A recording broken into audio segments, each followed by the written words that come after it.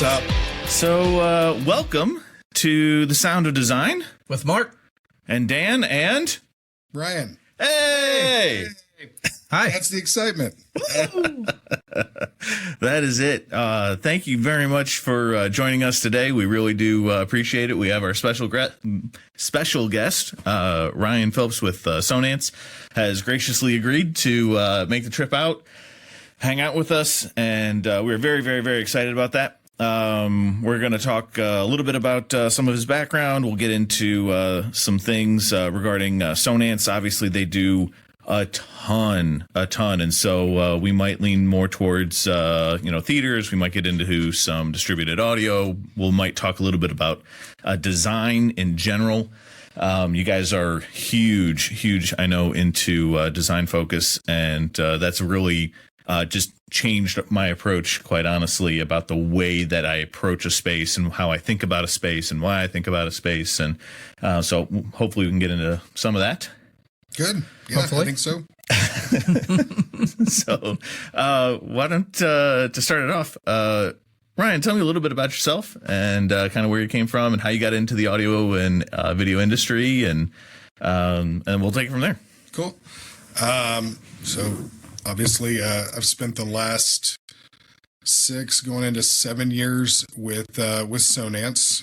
I got my start at a Best Buy store almost 20 years ago, looking for, kind of a beer money job, bar tab job while I was going to school, and happened upon that particular department when I got started, and really loved this stuff. That the benefit I had timing wise was it was shortly inside of a year, less than a year, that I got started. Best Buy had expanded the Magnolia brand into Texas. And so cool. I had the opportunity to dive into that, from a sales capacity, went through, wave training. I remember the first demo, real part of the demo I ever got was on a pair of Vienna Acoustic Mozarts with a Primera 2-channel stack. Yeah, man. And it was Michael Bublé, who I'd never heard of at the time. Mm-hmm. I had I listened to music like anybody else, but wasn't nearly as eclectic as I am today, for sure. But I got that demo and I was like, this is the best kind of music, right? And again, from a genre that just, like a neo big band, right? Yeah, like, exactly. It was completely contrary to what I was into at the time. And so that really was what struck a chord. I was like, this could be really, really fun to do.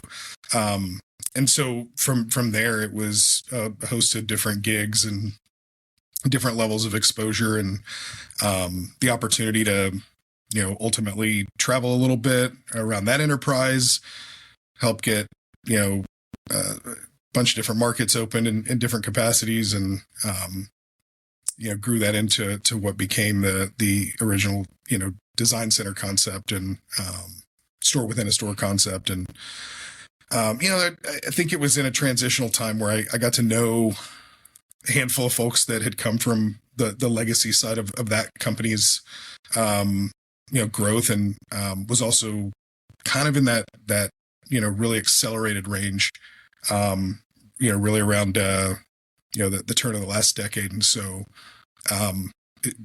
very unique timing. I was fortunate to have been as young as I was to have some of the positions I had. I think I was at the right place, right time, and obviously showed some passion for it. So yeah, I know a lot of guys have that right place, right time. Like, you can do all the things right, and it doesn't always work out. And so, but then again, there's always a guy that happened to be there and and got the shot, and then there you go. So that's awesome, man. That's awesome. So we know you rep Sonance, obviously. What took you from kind of the Best Buy world over into the Sonance world, specifically? Because you obviously had a lot of choices. You probably could have gone a bunch of different places. So like, what's unique about the draw to Sonance? I think that was a newer relationship toward the end of my career, between Best Buy and Sonance. Really it was the last few years. It was a newer relationship, but culturally speaking, it's a really cool place to be. I thought I understood it. I really thought I understood the message. I really thought I understood the cultural aspect. I really thought I understood the innovative side when I was outside the house.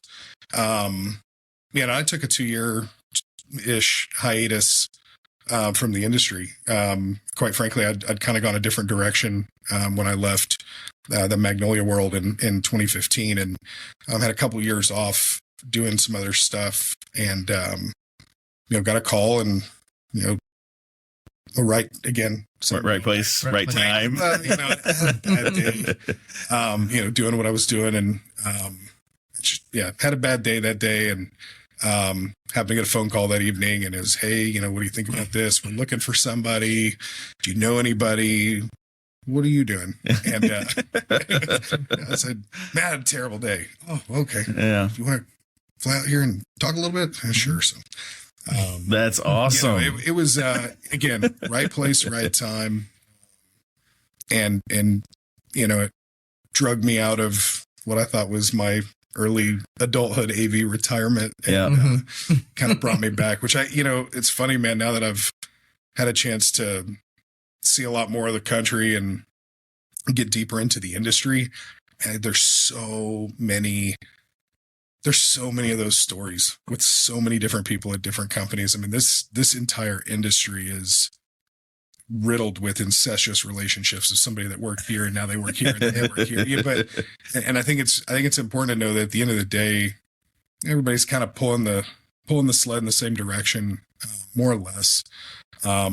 We may find different ways to do it, but we like the aspect of selling. We like the aspect of the toys we get to play with, we get to make, and then see them come to life, and the reaction of the folks that end up being the end users with them. So it's fun, man. I mean, it's kind of hard to get away from because it's a lot of fun to do. Yeah, for sure. Well, it's funny you mentioned the incestuous relationship concept, because it's like I'm reminded of Metallica and Ozzy Osbourne.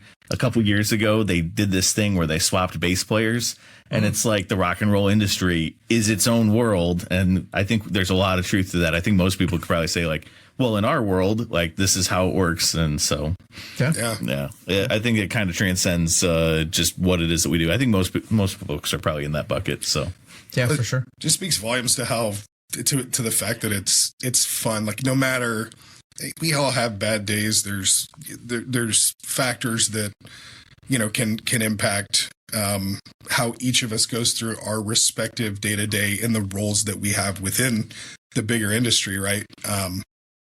But like we were talking about even earlier, man, at the beginning of the day, or at the end of the day, like, we're selling toys, man. Yep. Like, it can't be that bad if you get to play with stuff. You get paid to listen to music half the time. That's a great way to make a living. So absolutely.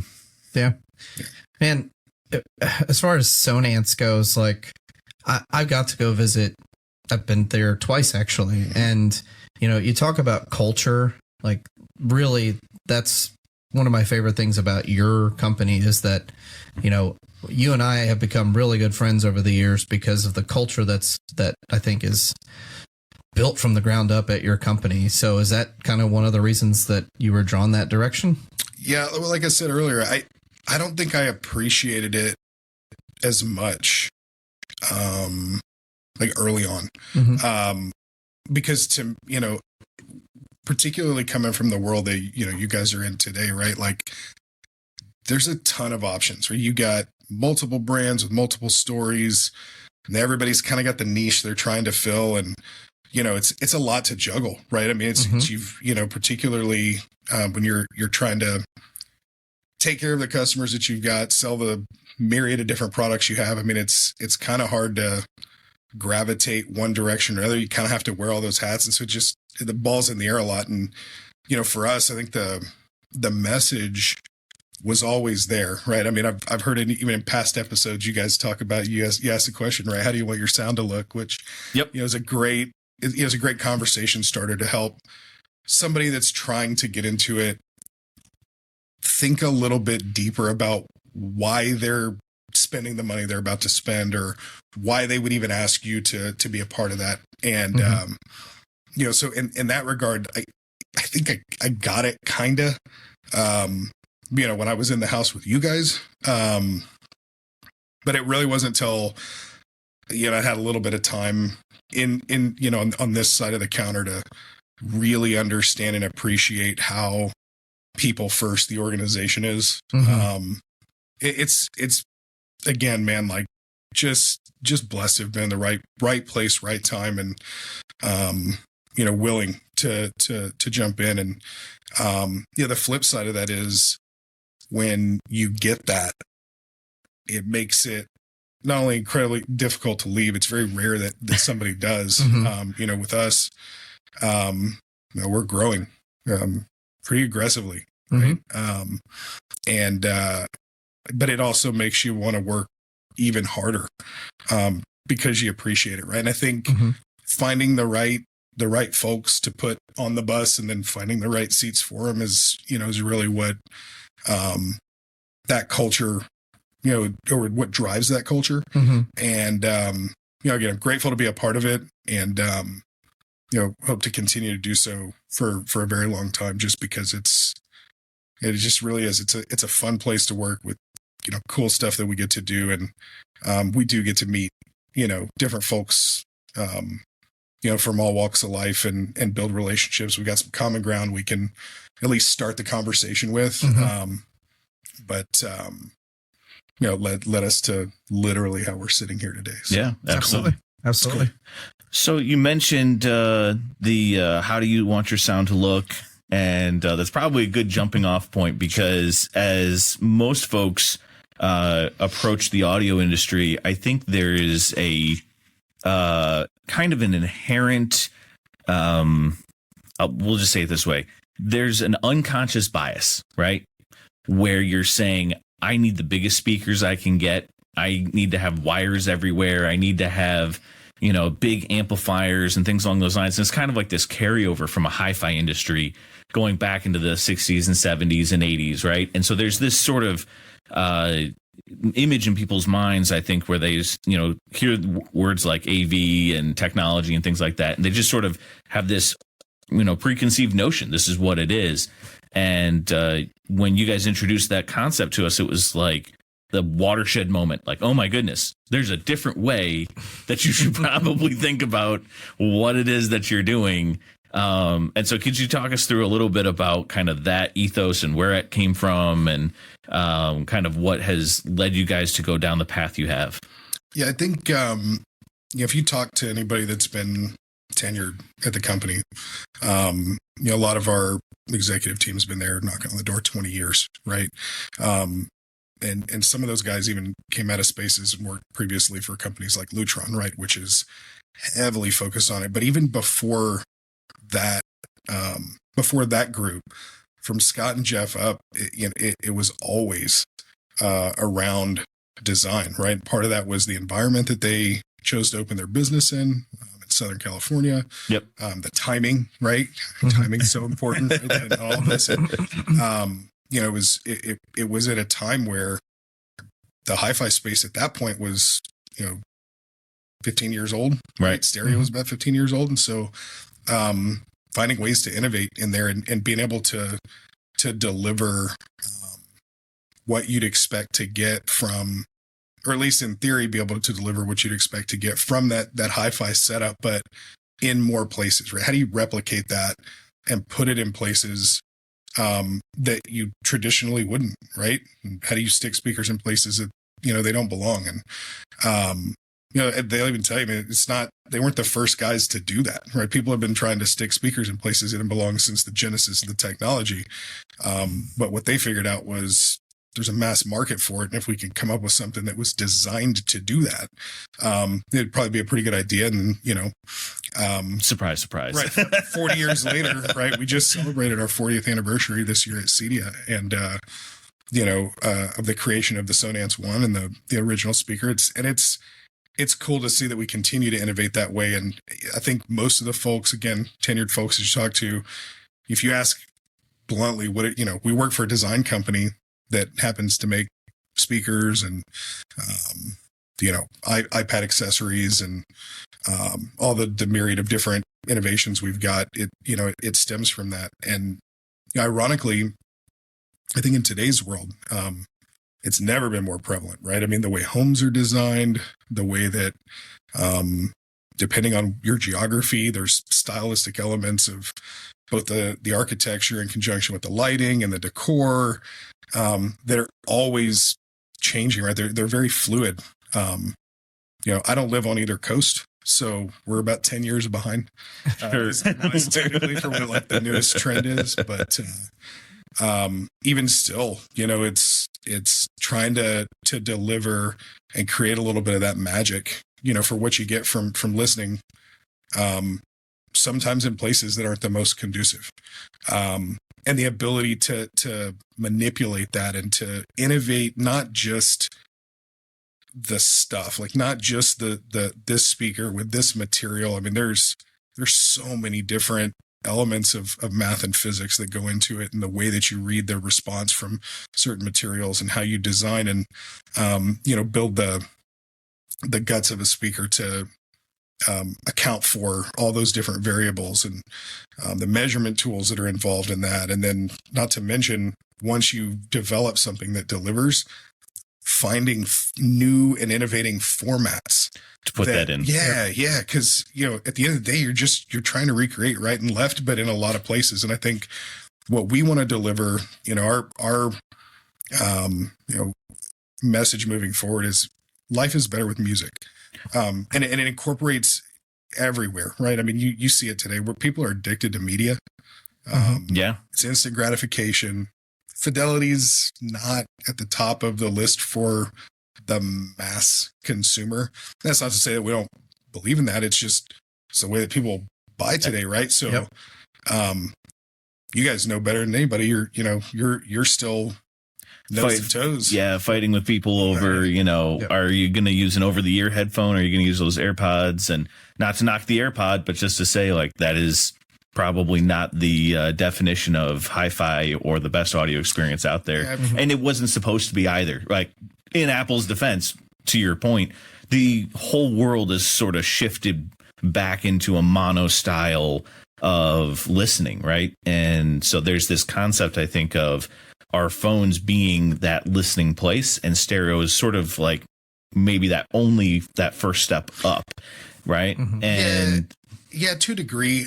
So yes, short yes. Ironically, like the iPod, I would say, is probably the most influential invention in the last 100 years. I don't disagree with that. Yeah. I don't know. Just in terms of how it, like what led from it. It's not that everybody gravitated to music per se, but you think about how many, the genesis of the phone, right? Shortly thereafter. Yep. The ability to take whatever single track you wanted to listen to and have instant gratification to listen to that over and over and over again. And a little bit of that with CD, right? It was faster to hit back than it was to rewind the tape. Yep. You know what I mean? Or move the needle to listen to the same song. And so what you found was people would listen, to an album like a ballad, right? And that's how so much of that was written. And that's where so much of that artistry is. And you see it in the industry today. I mean, the music industry today is, it's singles, right? It's very rare that you'll see it in the indie world a little bit, right? But any of the mainstream pop hits, or it's how fast can we crank singles? And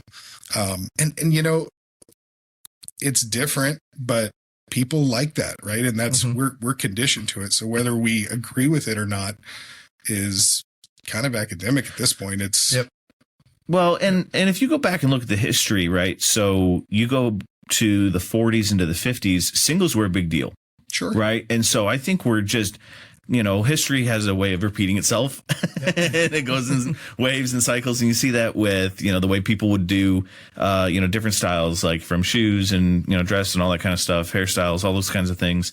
And we see that, cyclical pattern. But I agree with you going back to the iPod, just for a split second, because it was such an inward focus. There's a big part of kind of this reoccurring theme that we kind of always tend to go back to, which is the correct expression of selfishness. Like, we're always doing this inward focus. And so we're leading our design conversations around the customer saying, well, what do you want? What's important to you? What are the things that are driving you first and foremost? And then let's work around and let's make the technology achieve those goals. Right. And let's keep you first and foremost in our minds, as opposed to saying, well, the technology does this, so we're going to make you bend to the technology as well. It's like, no, this is the reverse. And that's why I would agree with you with the iPod as being so influential in changing our mindsets and changing our orientation even. So looking up and out to now being down and closed in and like focused on this individual device that is giving me this constant feedback loop, that what I want is, kind of the most important. And I know a lot of people would get upset and say, well, maybe that's not the best for society. It's like, well, I could understand that argument, but that is truer to the human nature. Right. And so in a sense, you're going like, well, but if it was such a bad idea, then why is everybody kind of doing that kind of thing? So you have to kind of meet people where they are, right? Yeah. I think it depends on what your goal is, right? Like, if you feel like your life's mission is to cure the world of bad audio, right, then you're going to constantly fight exactly that wave, right?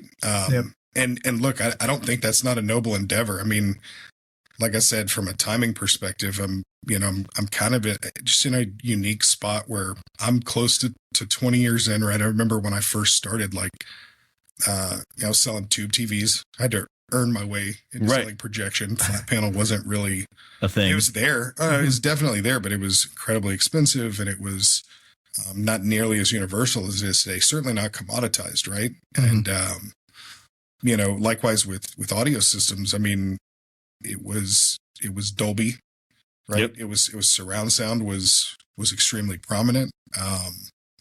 People did listen to stereo, but it was very heavily, movie focused, right? That was a very big driver, just in the industry when I started, and so people wanted to try to put that in every single room. And the irony of that is that, like, that language still carries over to today. Where I got to surround sound, and where we've matriculated, because the give and take there, going back to the fidelity conversation, right, is to do that properly, you have to have an immense amount of fidelity to even just get the physical effect, right? You have to build it right. The room has to be right. The conditions have to be met in order to achieve that correctly. Right. And so what I think a lot of people are really saying is, I kind of want to hear it everywhere. I want to feel like I'm in it. And how we within the industry define that for an end user that may not conceptually understand that, I think is hypercritical. Is one of the most important things that we can do to help folks that are, buying my stuff from you, to understand that you kind of need the right tool for the right job these days, right? And so going back to what you were talking about, paying attention to what's right for you, all of being able to weigh all the different variables, both of the construction of the home, the layout of the space, the size, the distance, the proximity. What is it you're trying to achieve? There's just so many variables today that we didn't deal with either as aptly, 20 years ago, or didn't even consider, because to your point, we kind of made people mold around the technology, and there's choice now, right? Yep. There's a lot. So we got to evolve. Yeah, for sure. I mean, the biggest thing that I learned from you all right at the start was, like surround sound versus that distributed audio zone, right? The at the time we had just gotten a demo of your bandpass subwoofer system, and that blew my mind because, for years I'd been going into rooms that I'll put 2 speakers in here. That's good. Right. But I didn't ask the client, like, how do you plan on listening to music in here? You're in your kitchen. We spend a lot of people here. They entertain a lot. They cook a lot. They spend a lot of time there. They want a better music experience. And I was just throwing 2 speakers in there and be like, all right, you're good. You can hear it. But then they're never using it because it's either too loud or not loud enough. So by stretching that and putting in 2, 4, or 4, 6, 8, whatever it is, the size of their space, and then designing it with the lighting was just like changed my life forever. And honestly, that's why I love distributed audio so much. So, well, if that changed your life, I'd love to share with you some new innovation that we've been toying with. Sure. So we showed this at CEDIA this year. This was a part of the CEDIA demo presentation we did, and I was fortunate enough to get to hear this in our office very recently, and got to hear it in a live room, not in a trade show environment, in a fully sheetrocked, hard lid, controlled environment that mimics pretty accurately what a living room to open or to kitchen open concept home design looks. It's a new iteration of the studio. So this is something that you've never seen. It's at the office now, but it's now an integral part of our design studio. Okay. And we call it the great room, and it is every bit of that, right? There's a TV on the wall, fireplace. It's outfitted just like you'd see in a normal living room. Likewise, there's a full kitchen in there. It's actually a GE experience center as well. I was just a GE, and those folks are awesome. Yeah. So that great room functions as a GE experience center. That's awesome. As well as a Lutron experience center. So it's completely outfitted with Ketra. There's some tape. There's some cans. There's, it's fully controlled, but it operates similar to like what you guys are trying to achieve when you bring that vision of premium in both spaces together. Sure. What we introduced from an audio category was what we started to call immersion channels. So the way that it's manifested in that room is we've got, for demonstrative purposes, like, distributed audio in the ceiling and a couple different varieties that we can toggle. But we also incorporated small and medium-sized invisible at floor level, right? So you have proper ceiling coverage. All right. And then in conjunction with that, you've got immersion channels effectively completely hidden into the wall using new IS. And when you listen to music, and what's crazy is, again, I've only been doing this for 20 years. The guys have been doing this for 40, 50 decades and decades, right? It's rare, especially now, to find yourself in a situation where you get blown away by, I didn't even know that existed. I can't believe this was it. The last time that happened for me, outside of New Invisible, which was a pretty darn good, massive step forward. I mean, it's just such a game changer because it's the best of both worlds. But prior to that, I would have said the category of landscape audio, right? This idea that you could put a ton of these little satellites with a couple subs and get that type of like just magic to happen in a space that just disappears no matter where you go. It's perfectly balanced and it just envelops you in, the cocoon of the ambiance of whatever it is you're trying to achieve. Right. This is big. It's transparently, it's something that we're kicking around. I don't know that there's an immense amount of math tied to it just yet. It's kind of exploratory, but it's pretty big. Yeah. Dude, I listened to Metallica as an example. Sure. Just listened to Metallica and played it through a very robust, well-covered ceiling system. And when you engage these low immersion channels, there's something about the gap between them where you've got it both coming up and down, that you literally hear instrumentation that you do not get otherwise. And it doesn't matter. Like, I mean, from a fidelity perspective, I mean, even the ceiling system was very robust, very, very robust. It's incredible. Yeah, and it makes perfect sense. I mean, we've had how many previous guests talk about spatial audio? Yep. I mean, it wasn't a theme of the podcast. I swear. Nope. Actually, like, full disclosure, this was not a plant. It's one of those things that's crazy, but everybody seems to be going that direction where it's like, I'm no longer satisfied with that mono. So what do? You go to stereo. Okay, if I'm not satisfied with stereo, where do we go? Surround. Then you go Dolby Atmos. And so honestly, it makes perfect sense that we're going, to that complete and total spatial audio experience where I'm going to get sound from up, down, left, right. And when you think about it, that's how we live. We got 2 ears and you hear everything. That's what sound is, right? Yep. Changes in air pressure. It's stuck in that, in that real space. And so it makes perfect sense. If you're going to accurately reproduce a sound, you need to bring sound from all those different areas. And so like, it's absolutely phenomenal for you to share that concept with us, because that makes perfect sense with where everybody's going. Yeah, I hope you guys get a chance to get out there and hear it at some point in the very near future, because it's game changing. I mean, it truly is. Like, it was like a goosebump moment for me. I was like, oh man, there is something here.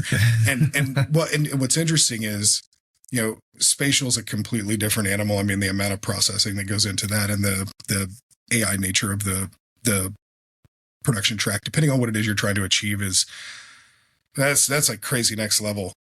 What we were listening to was just stereo mix. It was just multi-channel stereo, crisscross, so that you could hear it everywhere. And we changed planes and added a dimension. And I think what makes it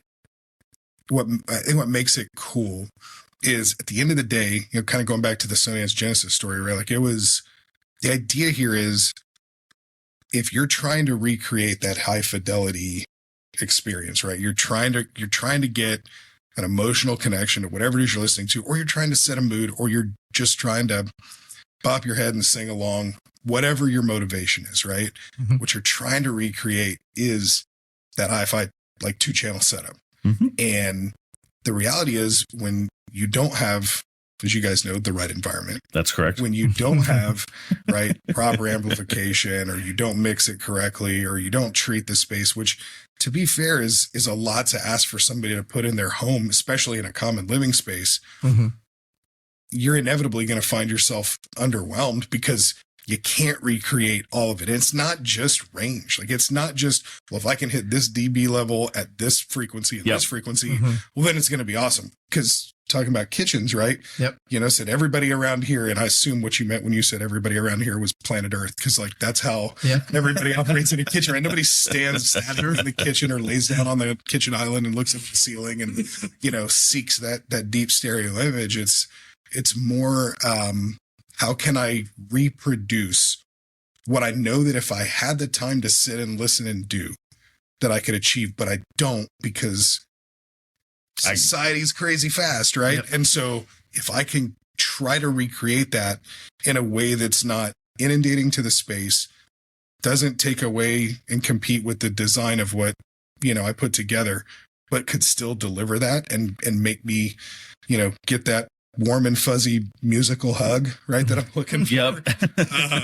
The warm and fuzzy. That's what we're trying to. That's what we're trying to achieve. And so, I kind of put a button on the Sonance piece too, man. Like, from a cultural piece, like, that's the types of things that the folks that are driving, this stuff forward, at least for us, like, that's where those heads are at. We want to continue to find ways to recreate that for somebody in places where it's just not physically possible, or historically hasn't been possible. Yeah. Well, and I think I want to take 2 seconds and just call out a couple of baseball card stats regarding the brand, because if you're not familiar with Sonance, you guys have in-wall speakers, in-ceiling speakers, in-wall subwoofers, in-ceiling subwoofers. You touched briefly on landscape audio, so this would be speakers for the outside. You've got the invisible line of speakers that are true invisibles, and I want to ask you more specifically about those in just a second. But I mean, all of these different options, right, just to kind of lay it out there, means that you are able to get sound in a place that you couldn't have it before. So I'm understanding where you're going with that. But it means that I do have to do a little bit of work to get there, right? And so I do have to have that initial conversation to figure out, okay, well, like, what's your lifestyle? Like, are you going to be cooking in the kitchen and that's where the kids are going to be and all that kind of stuff? And is that an open concept or is it totally separate? And I think those early conversations need to happen with a designer so that way you can put that stuff together and make sure that you're picking the right parts and pieces to achieve that overall goal.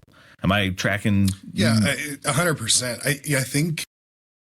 I think the mistake that gets made more often than not from folks coming from our perspective that either have some tenure in the industry or, you know, fell in love with what it is that we do and just, you know, we love this stuff and we're geeked out by it and we want, you know, it's consuming for us because it's a job, but it's also a hobby. That's not uncommon in the industry, right? Yeah, everyone's passionate.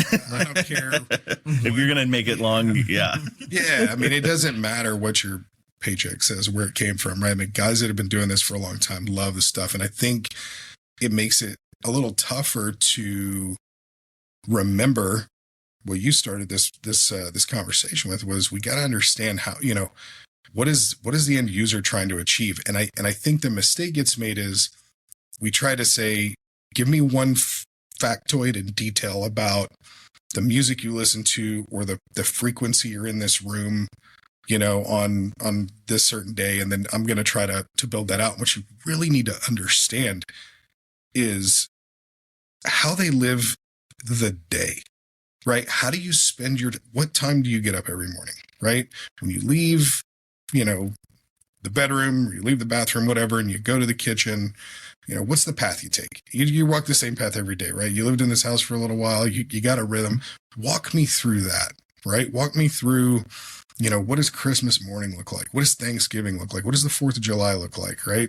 How many people are here, you know, in the backyard while you're, you know, cooking out or whatever? Like, to truly understand somebody's lifestyle is the only way that you can build the system properly for them and allocate the right stuff and make it make sense. Because inevitably, if we take the lessons that we've learned from coverage, indoor, outdoor, talked about ceiling coverage, then you start layering in things like, hey, by the way, if we do immersion channels, like, doesn't have to be processed any more complexly. The functionality is going to be just as easy.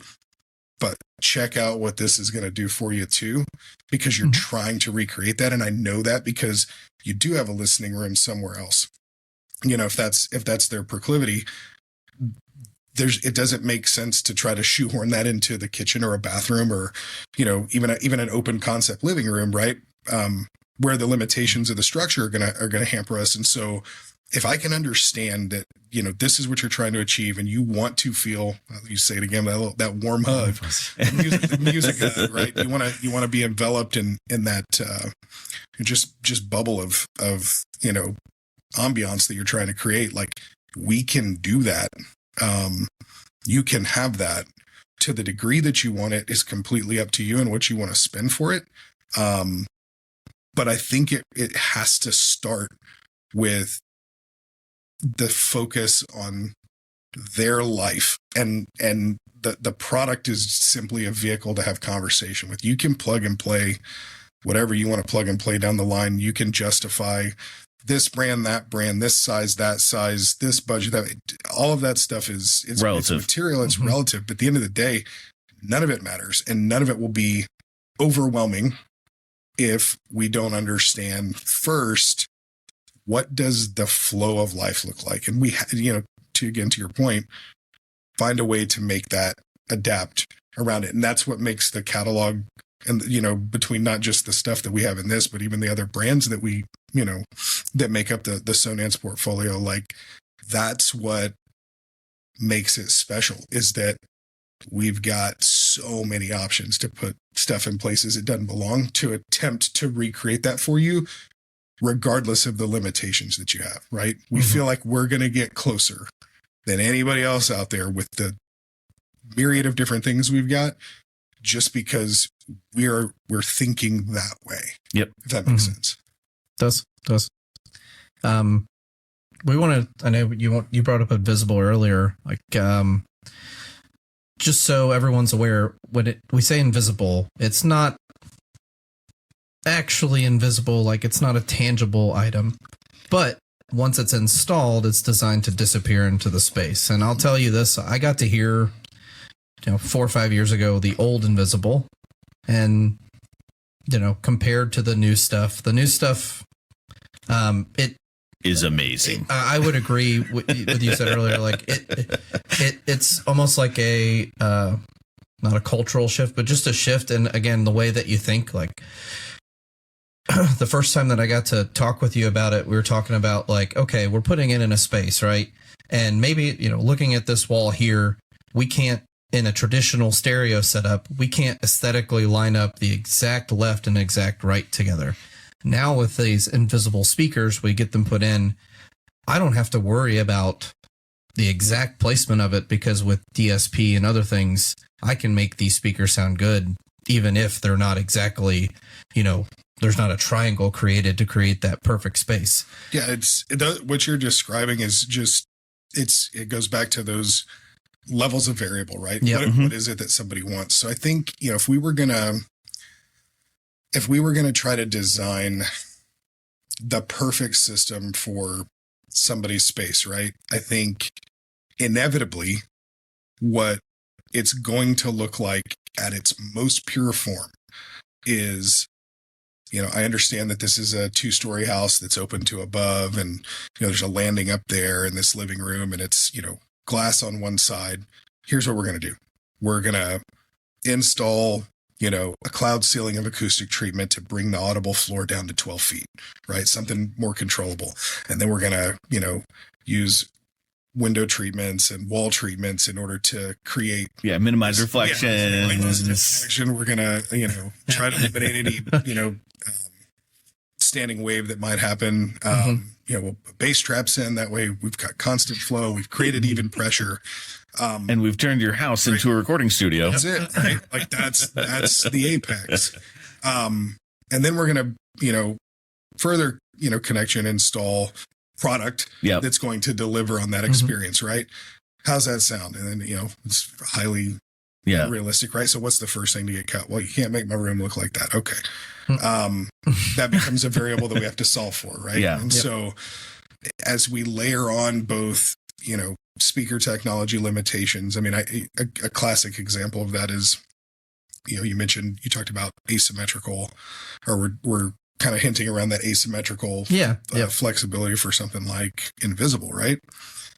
Part of that fundamentally is that the driver's flat, physically flat, right? Versus a conic driver, whether it's a concave or convex.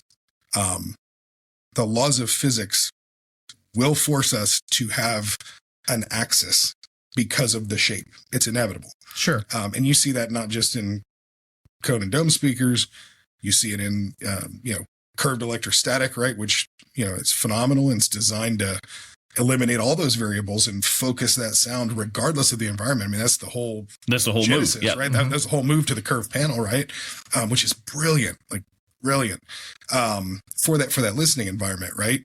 And so when you're trying to hyper focus into one spot, that's the apex, right? Is whether it's cone or dome, it's determining the angle, it's lining it up, it's honing it in, and then we use amplification or preamplification, right, to adjust frequencies to account for as many of those variables as we can get.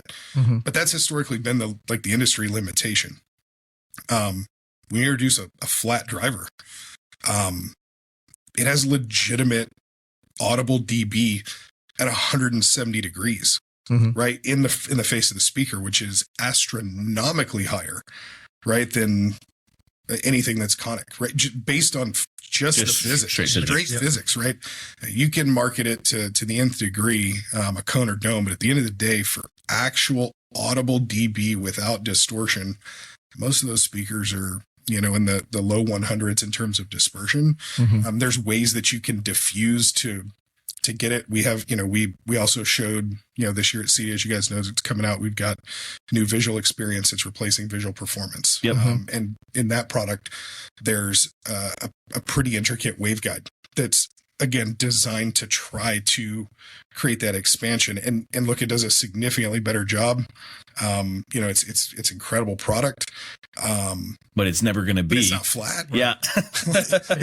No matter how. Right. It doesn't matter, because again, we're limited by the laws of physics. And so that in itself is special about that product, not the least of which, you know, once it's done, and fully installed and, you know, mudded and painted, and it's got just a hair of resistance on top of that diaphragm that kind of tightens it up. I mean, the frequency response that you get off of those it's incredible. It's truly incredible.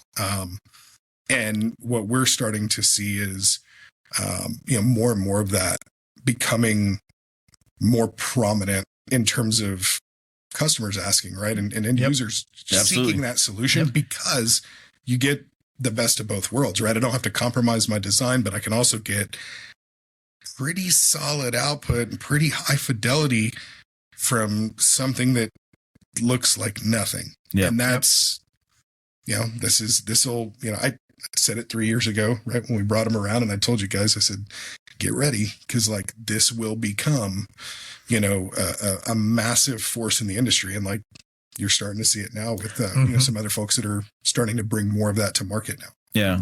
And I was going to say, that's the other thing that I've found so amazing is we have folks that will come in asking specifically for invisible, which is kind of mind blowing that it's gotten to that point, because I don't think I've ever seen someone walk into a store and say, hey, I want a, you know, expensive speaker. Like, that just doesn't happen. You always have to sort of talk someone. They'll walk in and say, I want the biggest TV you can get, or I want a projector system, or I want and the audio from a customer's perspective has always been secondary, or not thought of, or not part of that initial draw. And so, you know, from that perspective, to say that's totally flip-flopped. The customer comes in and says, yeah, I've already got a TV. Like, I don't care. It's done. It's like 3 or 4 years old. That's cool. But I would love to drop $7,000, $10,000, $15,000 on invisible speakers to get them installed and done the right way. And you look at them and say, like, you know, we're going to have to, you know, patch and paint, and, you know, you need to get a good drywaller, and like, and there's, in a sense, like, all of these, what used to be roadblocks are now people saying, oh, no, like, whatever. It's cool, man. Like, I've got a drywall guy. I've got a paint guy. We're working with the contractor now in most cases to plan for those follow-up visits and to do those things where it's taken time. There's no way, like, you can't do it at the beginning. I get that. It probably took a ton of inertia to get that ball rolling. Like, I can't even imagine the amount of work that you guys have had to put in order to get to that place. But there's a saying, the look on your face was, maybe let's not go too deep into that part of it. But all right, I'm going to quote Pitch and Rides.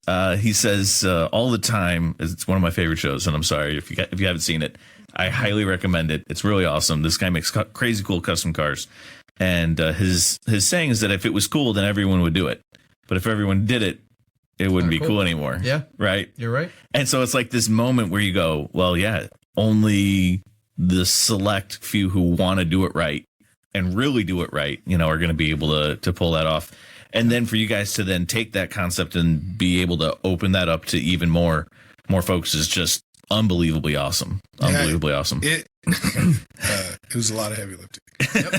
I can't stress that enough. But you know, the irony is, you talk about the relationships that people have with like a contractor and all that has always been there, right? The irony is it's having the confidence and the stuff to perform at the level so that when you make the claim, this is going to be awesome, you don't feel like you're left holding the bag. And I mean, I would tell you, just from an industry perspective, the concept's always been super cool, right? And it's not new. This technology began its innovation and attempt in 1969. Yeah. Right. And came to fruition and really went to mass market early 2000s. And was even then cool. We sold a decent amount of the previous generation. Right. Right. But it was always niche, and it required specialty amplification, and it required, there were limitations that required, the end user to know, like, this can't be for a theater. Like, it will not make right. Like, there's all, you talk about roadblocks. It's both ways. Right. So I think that's been fleshed out. It's been fleshed out pretty well in your space, right? The larger industry, just in the CI space is really gravitated toward it. You talked about discrete opening earlier, you know what I mean? Like small, tiny speakers and a bandpass sub to augment, right? To supplement where necessary. And the reality is that was even a little bit more complex. You needed extra amplification channels. You had to cover, you're dealing with conic speakers. You had to do more of them. Now you can achieve range comparable, in some cases better. You can do it depending on the size of the space, potentially with less holes. Doesn't negate the need for coverage. There's a physical element to that. Sure. Which you guys really want to get down that path, we could do in a minute. Talk about dining rooms specifically. What's the appropriate number, even though people are seated. I can get into that for you if you want it, but so I'll tell you a quick story. Yeah. I walked a house, and a very lovely lady talks to me about doing some sound, and she doesn't want to do anything elaborate. It's not a big budget project, so we'll just disclaimer it. She's looking at Sonos throughout the space, right? And we did a couple of different things, and we did end up using some invisible speakers for her. But in the dining room, she had fixated on this idea of a Play 1 in one corner, and then talked herself out of. I didn't say anything. I didn't even mention the dining room. She says, but that's going to be really weird if I only have one over here. So I'm going to need a second one on the other side, so that way one person isn't being blasted with all of the sound. It's like, and so it's this intuitive idea, no matter what scale you're talking about. Like, I think people understand you need coverage to be evenly distributed. I don't think it's a too far of a concept for most folks. I'm going to pull that thread for you a little further. Right. Same concept when you're seated, right? Same concept in the kitchen. If I have 4 people sitting at a rectangular table, right? 4-sided object, I can't aptly cover with both left and right with just 2. It's again, physically impossible. Physically impossible. Right. So can I still get sound in there? Yes. Inevitably, somebody around that table will be seated under one of them, right? Which means they're blasted. Well, they're blasted or not, they're going to be dominated by one half of that experience, right? So they're either going to get the left side or they're going to get the right side. And then there'll also be people who are comfortably in the middle that have great experience because they're getting both.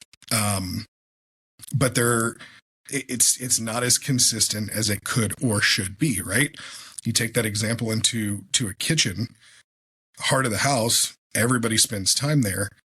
Every kitchen in at least current Western culture, right, is built around the triangle, right? The kitchen triangle. So as you move between the big 3 appliances or the 2 big, the refrigerator, the oven or range, and the sink. Yep. Right? As you move around that space, you can't physically encompass a 3-sided object with 2 points, right? You need a minimum of 4 to ensure that as somebody moves throughout that space, you get the end result of that, comprehensive and balanced coverage. So it's not overwhelming anywhere. And then you extrapolate that into, longer space or a breakfast area or what have you.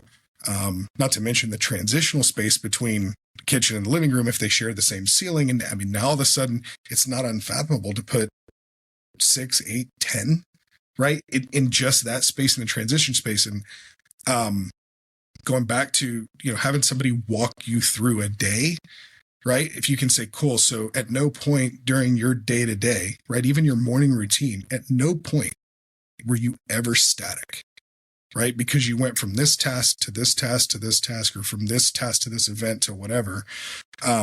You constantly move through. Wouldn't you want that to follow you around and be the same, right? If I sit over here to drink my morning coffee, but my sound is over here, like, do you want it to be that distant, or do you want the exact same experience, right? And that's kind of, that's the secret sauce to the whole thing, is understanding how somebody moves through it.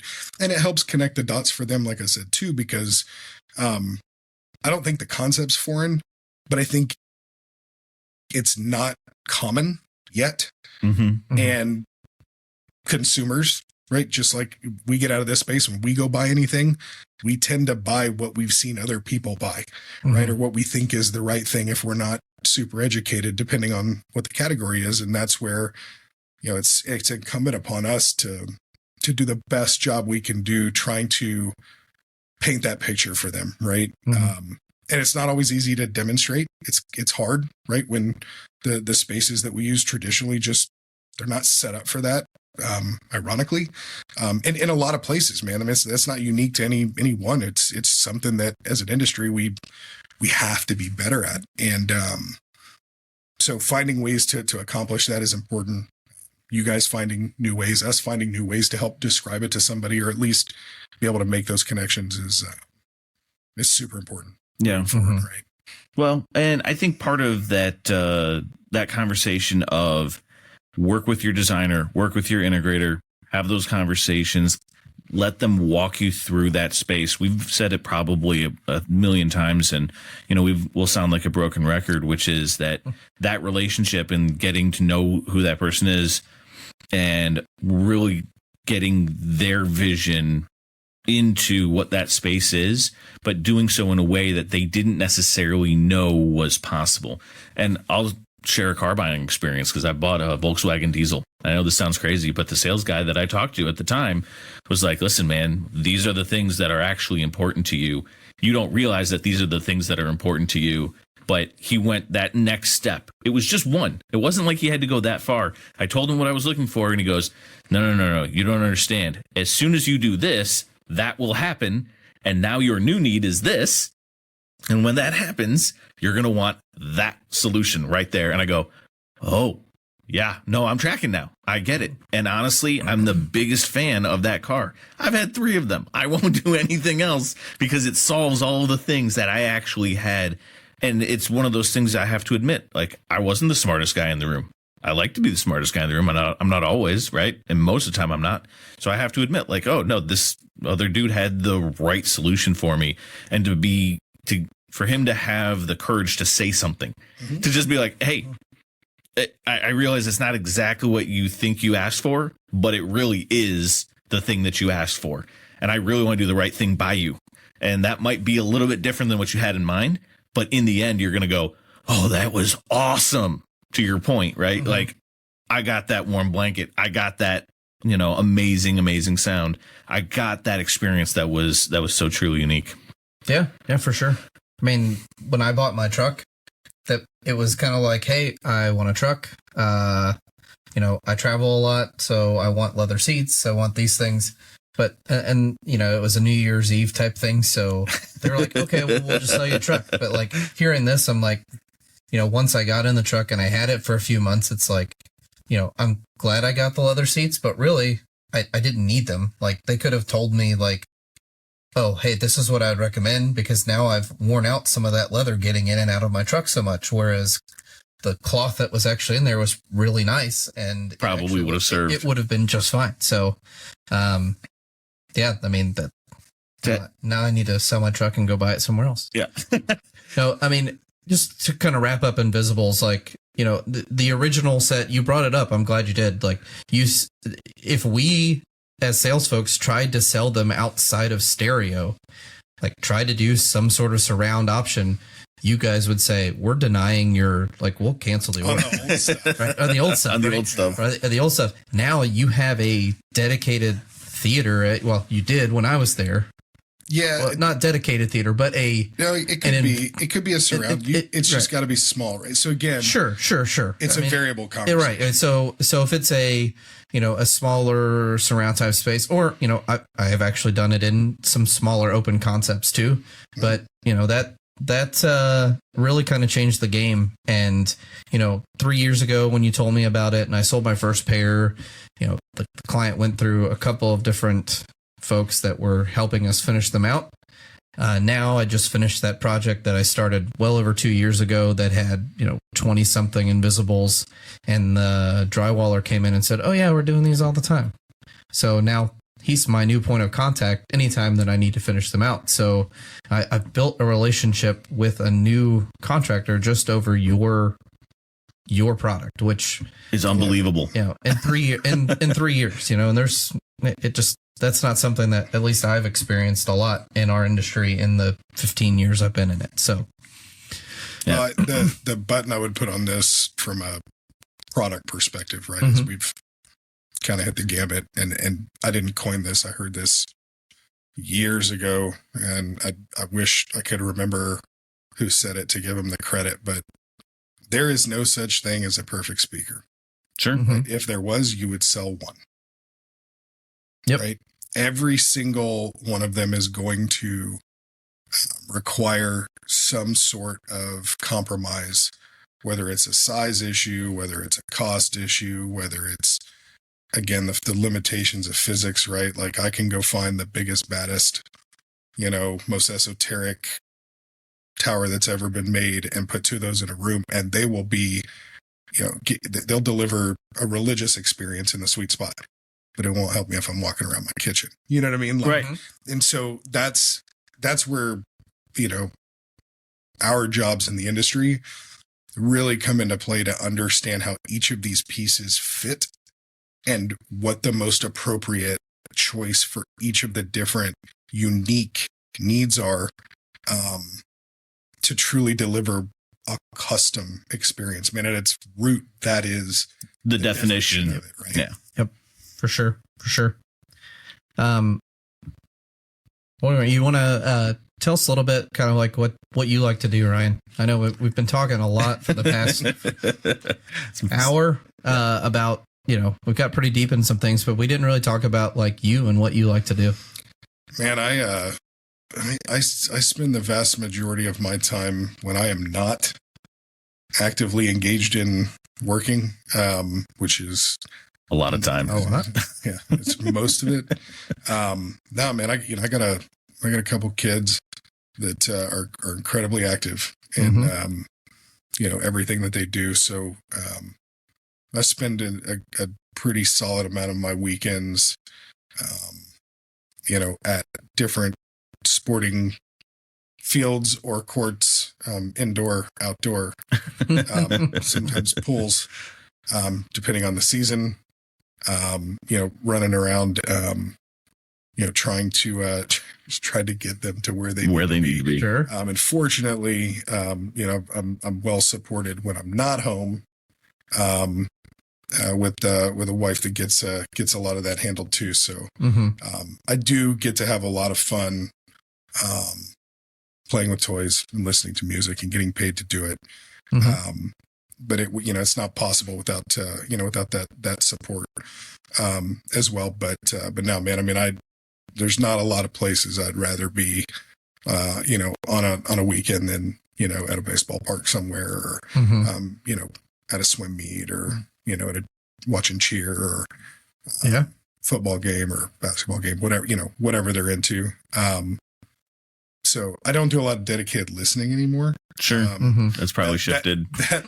That made it, but it's interesting, man, because I think like even the stuff that we do is like, it's seasonal, right? This is the season of life, right, that I'm currently in. Doesn't mean that I wouldn't go back. I still have, from having done this and sold so many different brands over the years. I mean, I picked up a okay collection of stuff, and pared it down to the stuff that I can continue to have some room for.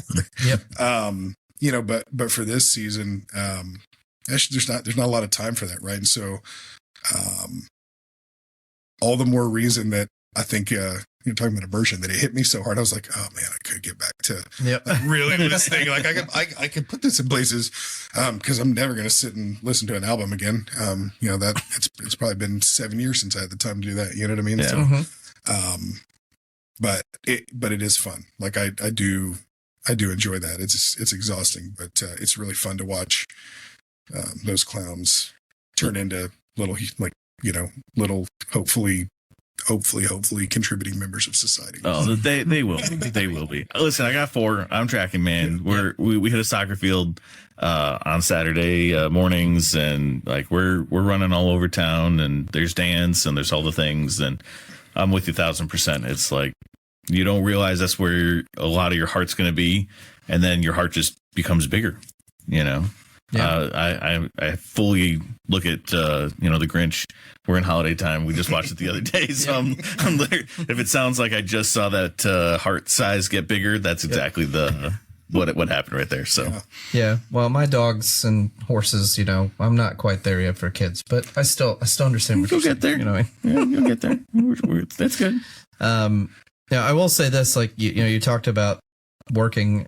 I have called this man multiple vacations. I feel like every time I've called you recently, you've been out of town or something.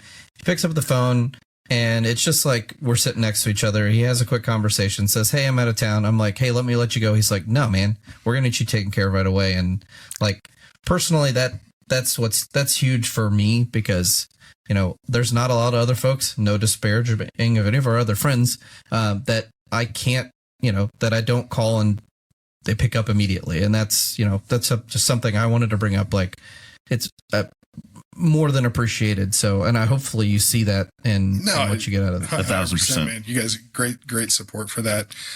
I'll reiterate what I tell you every single time that happens. You say that like I do not take a lot. No. It's just, you've taught me so much. I don't need to call you every other day. That's all it is. That's all it is. It really is. But I'll reiterate the same thing, man. Like I wouldn't have picked up if I wasn't prepared for whatever was coming, right? Like, if I picked it up as, I've got it. And if not, we're usually good about getting back. But I had people that supported me, a handful, right, over the years in that way. And, I don't think you're being a good steward, whether it's the audio portion of this, whether it's the sales aspect of what we do. I mean, there's a little bit of both. And, but I think to be a good steward of either of those, responsibilities. Yeah. Like I think you got to pay that forward. You know what I mean? And so, again, I was fortunate and I had support there. And so the ability to be able to give that, to somebody else and know that, it's going to the right place for somebody that's going, yeah, absolutely, man. I mean, it's not even a thought, it's reflex, man. It's there. So.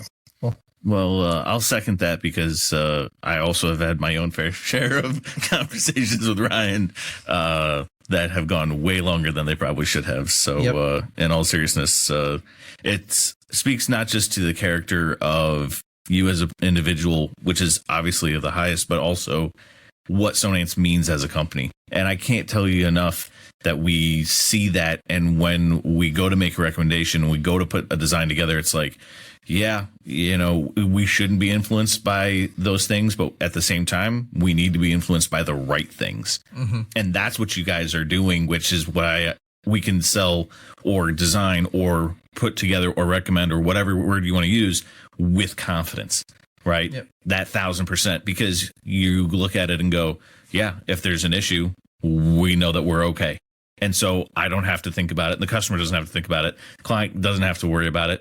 I don't know how many times I heard lifetime warranty come out of a Sonance representatives now, like on so many products, including, and I'm not going to make any warranty claims. Don't worry. But just to say, like, I get it. Like, that's such an amazing ability for you guys to make those statements. It means, yeah, we actually believe in what it is that we're doing, and it's so awesome because there's in the technology world that's not always the case, So it's definitely appreciated. All right, we've asked everybody about demos, so I have to ask you. Love it. Do you have? I'm looking forward to this. This is the one. The demo question. So, what are your demos, and what do you like to use when showing off a system? It was finally going to get to the point where we learned that we were having an audio podcast with at least traditional old school audio. Dude, I'm going to tell you, I got to share the perspective with you.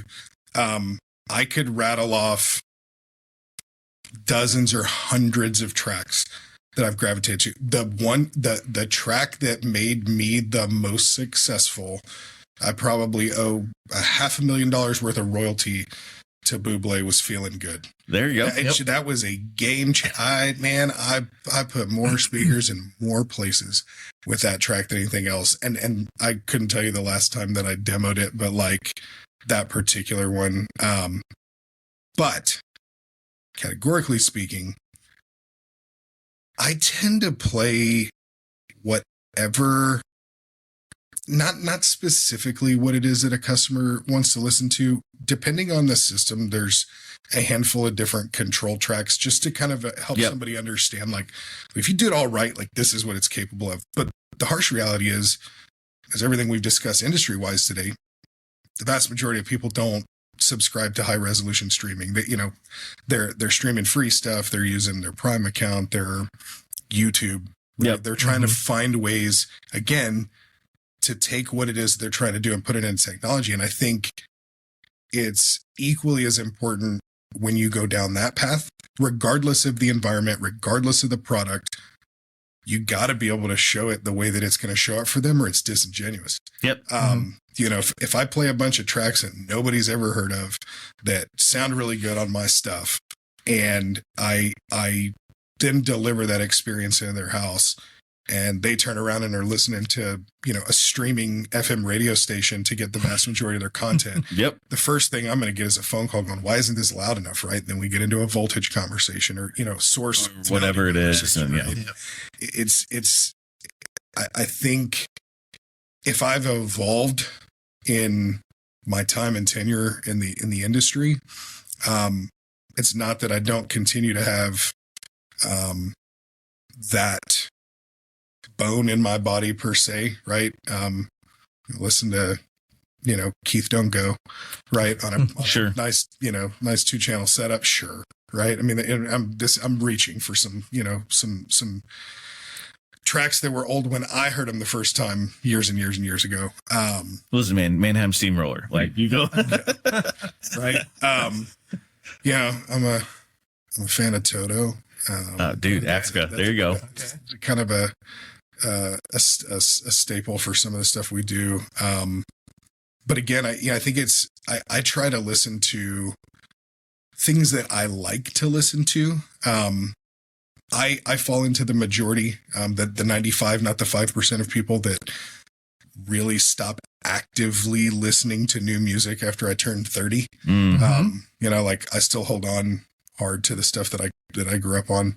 And I always want to know what that sounds like on any system. I'm like, oh, this crazy track's cool. And like, maybe I'll Shazam it and figure out who it is so I can listen to it later, but I probably won't with any frequency. But what I really, really want to know is, like, how's Bone Thugs going to sound on this? Right. Like, whatever. Right. I think from a Sonance perspective too, like, I think it's very real, right? The last large event summit that you guys had a chance to participate in, professional as a company, that was we used one of those tracks. Right? Yep, absolutely. You did, but it's real. right? It's tangible. There's, whether or not if you haven't sat in a basement and taken LSD and listened to Dark Side of the Moon, like in the most formidable years of your youth, like no matter how many times you listen to that, or, even a track that's as moving as like Wish You Were Here. That was another one. I mean, I played a ton, right?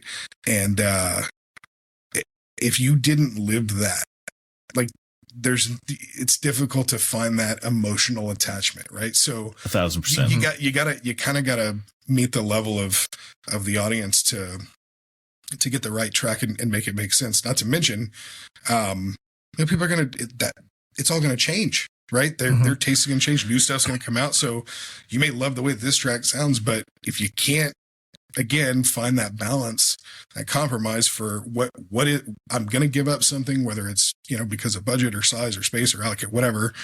And my music taste might evolve a little bit. You got 4 kids, man. There was a period of time where, you're probably still in it to a degree, where you listen to some Disney, man. I mean, there would, Oh, dude, the amount of Let It Go that I have heard in my life. Dude, I'm telling you, man, like that particular period of life was very repetitive, over and over and over again. And so, and listen, Alan Menken music is absolutely phenomenal. Like, I got no issues. Disclaimer. But that being said, I mean, thank God that Disney had and has had for many years excellent production quality. Because if it was an annoying song that was recorded poorly, I think I would have lost it, man. Yeah. So thank goodness it sounded good. Yeah, for sure. That's a huge plus. That does make it more tolerable. Yeah. But you can only let it go for so long. Yeah. Right? Good done. Well done, sir. Well done. Well done.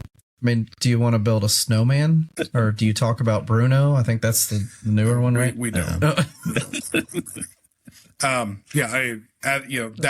again, that is a seasonality thing. That's another one. So well, go ahead. No, that was it. I was just gonna. I mean, he was pulling more Disney references. Yeah, that's very good. I could go all day. I was gonna comment on the demo concept that you're talking about, because I had a client come in and he wanted to listen to a set of bookshelf speakers, and we met at one store, we went to another, and lots of conversation, probably spent 3-4 hours, tons and tons and tons of time. And every single thing that we listened to came off his phone Bluetooth, right? And as an audio guy, Bluetooth is compressed, and it's this and it's that, and like it's a necessary evil, it's a convenience, right? And so you sort of look at that again, going back to your compromise. It's like, well, we got to deal with what we got to deal with, and that's okay. But at the end of the day, that was every single track that we listened to was like that, because he goes, this is how I'm going to listen to it at home. So I want to make sure that what I'm hearing is actually there. And believe it or not, but the better speakers won, right? In his own mind, like, these are the things that everything. And I agreed with him. I was like, actually, no, that's what everything sounds better on. And that's what's going to sound better in your space and in your room and in your setup. And so 1,000%, it is, of course, like, you always have to go with what's actually going to be done. It's anything subjective. Yep. And trying to argue with somebody over which one sounds better is like trying to win the argument over whose favorite color is the best. I mean, it's a losing battle on both sides, just because it's to each their own. Yeah. I've done I did a custom DSP setup for somebody who didn't even they bought competitive product, but their living room was akin to one of those disasters that we described earlier, right? 2 stories, open to above, slate floor, glass on one side, open to the kitchen, open to a foyer. Arguably worst acoustic environment on planet Earth, if possible. Like, if you were to draw what room's gonna suck for sound, would have been it, right? And invested in a system that heard in a store with selected content, puts it in his house. This doesn't sound right. And so I get a call.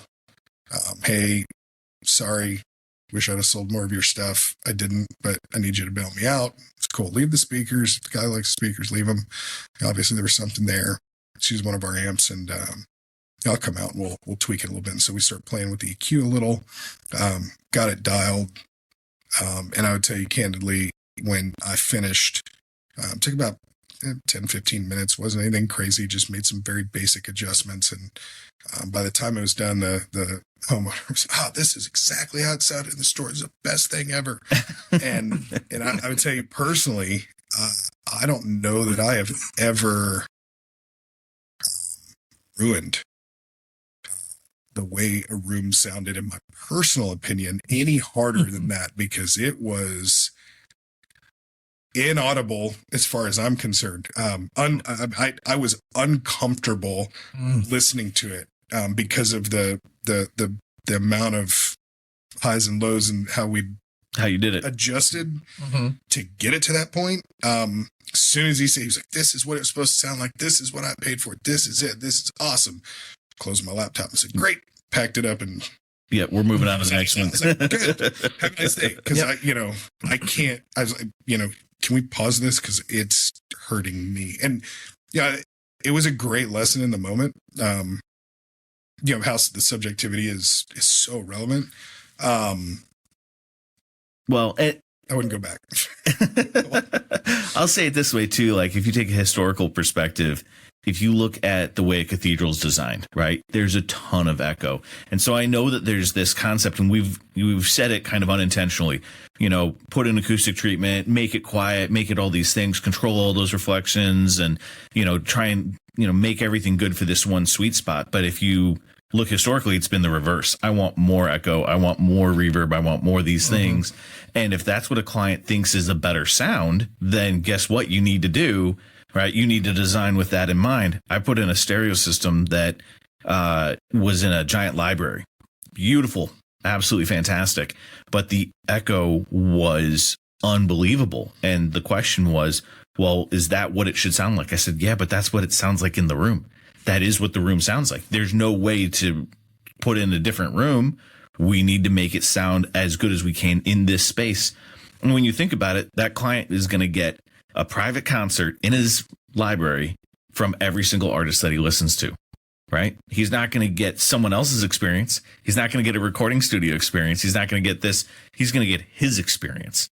And that's the most amazing part about it, is to say, it's like, no, I get what it is that is unique. And again, going back to that word custom, I get that custom experience. I get that unique experience that no one else is going to have.